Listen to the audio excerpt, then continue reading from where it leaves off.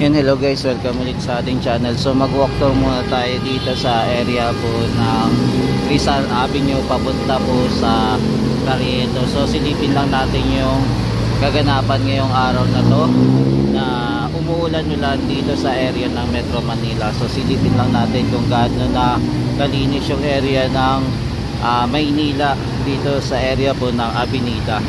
So silip-silip lang po tayo dito sa Avenida kung ano na po yung itsura ng Avenida ngayong nakaupo na po si Yorme. So tara, ikot-ikot na tayo mga guys. Samahan niyo po ulit mag-ikot-ikot si JR Doria TV.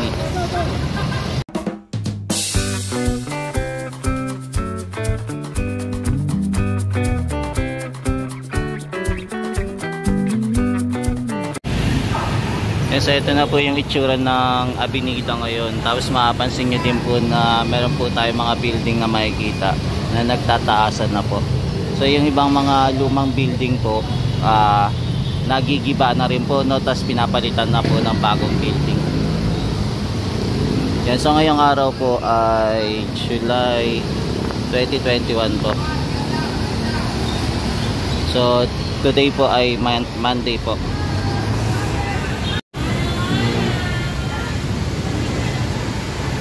Yan, so ito po yung Avenida. Papunta po tayo ng Recto.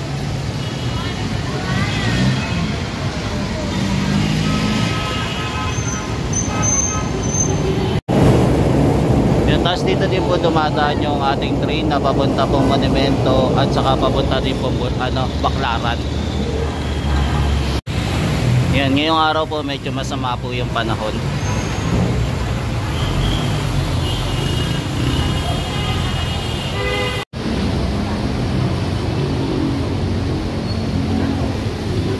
So meron pa rin po pala dito na Merriam-Webster.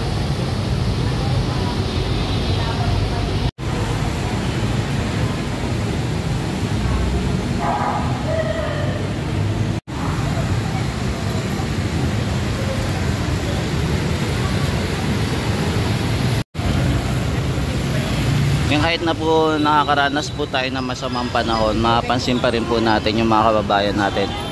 Marami pa rin po lumalabas dito po sa area ng Avenida.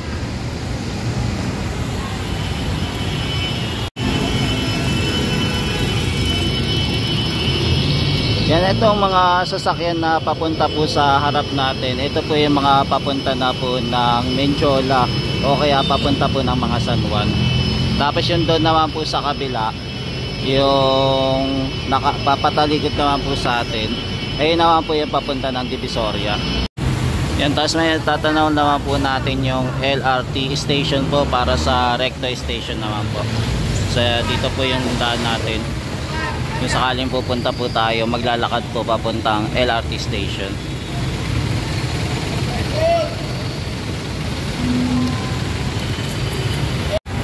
Yan, ito naman mga tropa, yung mga jeep naman po na papunta sa papalapit naman po sa atin. Papunta naman po siya sa Monumento naman po. Yan, Monumento side po papunta. Tapos yung doon naman po sa kabila, yung dito banda, yan, yung paganon po ay papunta naman po sa Top Avenue o Mabini po, doon po sa kabila. Yan, basta po yung papalapit po sa atin, ito po ay mga papunta pong Monumento. Itong mga sasakyan na po na to. Yan, so ito na po yung itsura ng ating Avenida po. Yan, lakad-lakad pa tayo kung ano pa yung improvement dito sa part po ng Avenida.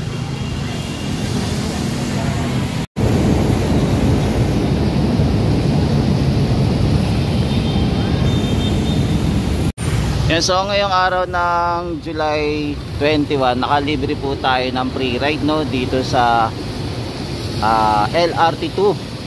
Hindi ko lang po alam kung libre din po sa LRT1 yung ating train. Pero sa LRT po, LRT2 libre po. Yan, so ito naman po yung mga tindahan dito sa area po ng Avenida.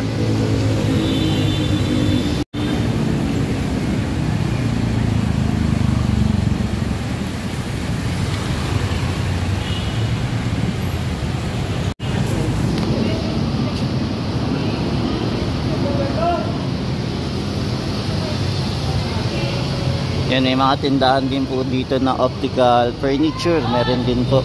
Yan ang mga luma furniture. Ito pala, pwede ka palang bumili dito. May mga nagtitinda din sila ng Fujitsu washing machine na meron available pala dito.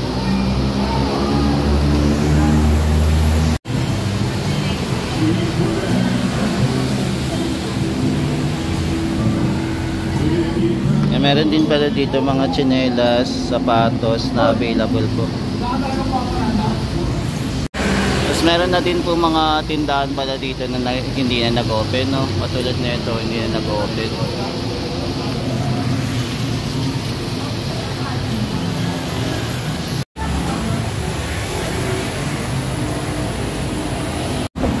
And tapos meron din pala dito hotel, no?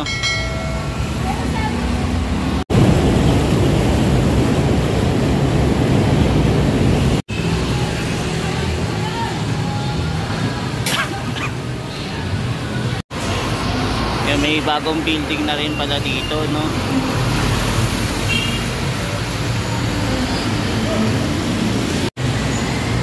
Yan, so ito po yung mga papunta na po ng Patap o Mabini po, or kaya papuntang pier.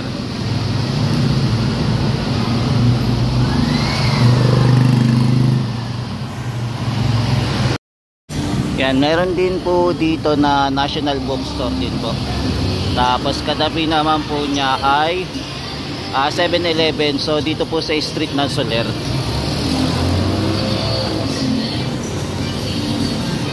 Tapos dito naman po sa kabila, yung building naman po ng Metropol. Ayan, kung sakaling pupunta naman po kayo dito sa area ng Metropol. So ito po yung itsura niya. Yan, tapos may matanaw din pala tayong building ng ano, no, ng Sogo.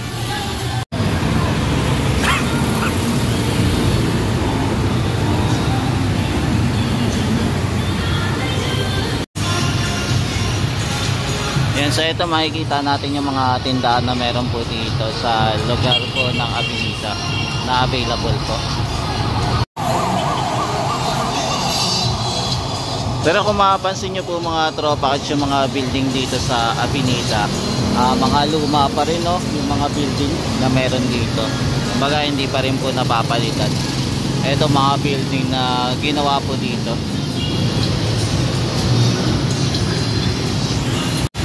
Yan, so dito naman po yung area na may Sogo po.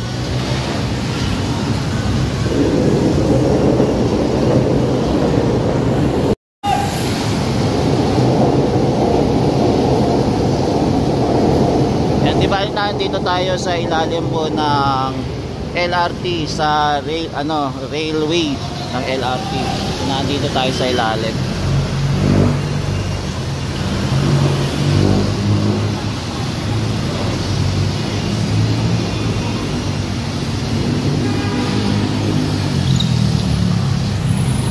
Yan, meron din po tayo makikita ng mga tindahan po ng mga salamin, no? Yan, mga eyeglasses meron din po available dito. Yan, so lakad-lakad pa rin tayo mga tropa kids. So silip-silip lang tayo ng mga commercial na meron dito. Tapos meron din po pala dito na Universal Park Mall. Ayan, kung kilala nyo pa po itong Universal Park Mall, kung mga naabutan nyo po mga tropa kids itong Universal Park Mall. Ayan, di ko natin ito matandaan kasi ito yung unang pagkakataon natin makasilip-silip na mga building na meron dito sa area ng Avenida. Yan, kung makapansin nyo din po yung sidewalk po ng Avenida, wala na po nagtitinda, no, sa gilid-gilid. So malinis po siyang tignan itong Avenida. Kung wala ka makikita mga vendor dito na nandito sa sidewalk. Yan, meron din po dito tindahan na Mang Inasal na available po dito kung sakaling bibili po kayo.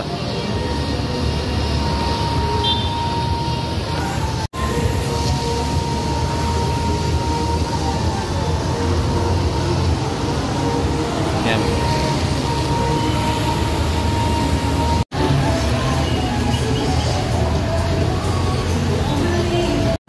So malaki din po itong mall na to, no, yung Urban Generation o Weston. malaki-laki din siya, no? At saka medyo may ano din, maganda yung wall niya. Tapos dito naman po banda ang street po ng Gonzalo Puyat Street. So ito pong kanto na to.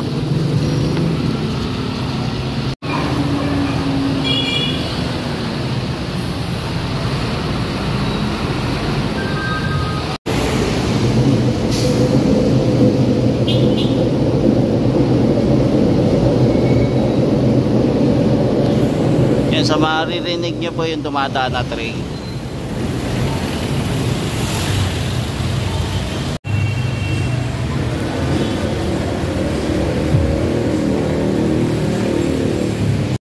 Yan, tapos yung street naman po dito banda ay Ronquillo Street naman po.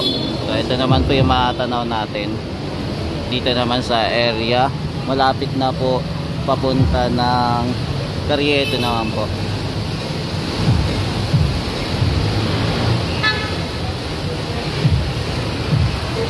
Yan, so ito pa rin po yung paligid ng Avenida po.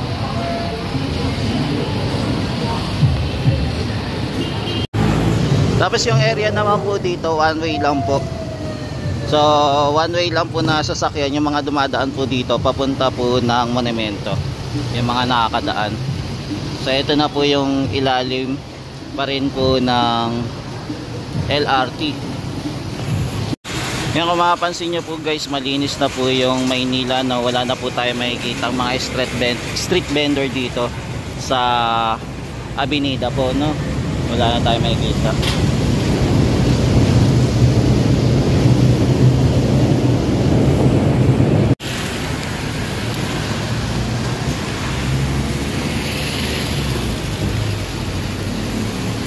Yan, dati pag nakamasyal po tayo dito, punong-puno po ng mga vendors.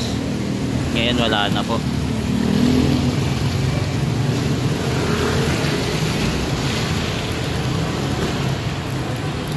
Yan, maluwag na siya. Wala na ang vendor, no? Yan, so nandito na po tayo sa ilalim ng LRT ng Carriedo po. So ito naman po itsura ng ilalim niya. Yan, di ba may nagbabantay po dito na Manila Hawkers.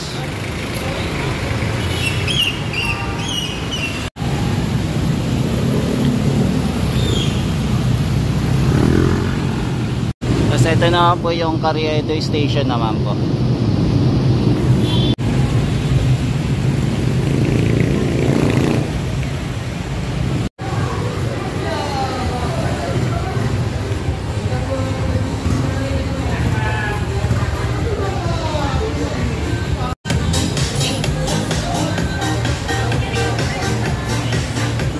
So ang laki na po ng pinagbago ng Avenida. So wala na pong ka-vendor ngayon, no? Kumbaga na harvest na. Before ang daming nagtitinda dito, pero ngayon wala na po. Malinis na po yung area ng Avenida. Kumbaga pang ano na talaga, sa mga naglalakad-lakad na lang po ang nakikinabang dito. Hindi katulad dati na may mga vendor po na nandito sa sidewalk. Yan, so nandito na tayo sa pinakadulo po ng Avenida. So nandito na po naman tayo sa area ng Carriedo naman po. Yan, tapos ito naman po yung Isitan.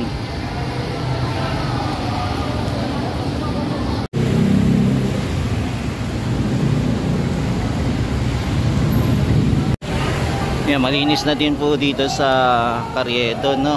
Wala na din po mga vendors dito po sa area.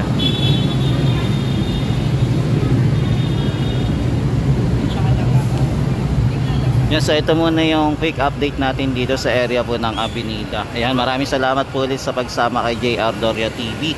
Thank you po. So ito po muna yung quick update natin, quick tour dito sa area po ng Avenida, dito po sa Metro Manila. Maraming salamat po, hanggang sa muli. Mahalin natin ang Pilipinas. Thank you po, and God bless.